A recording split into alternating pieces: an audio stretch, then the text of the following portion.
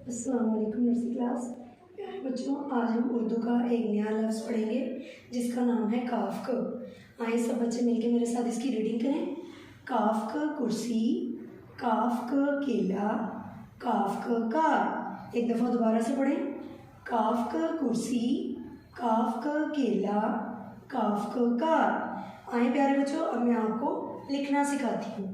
काफ क हम किस तरह लिखते हैं।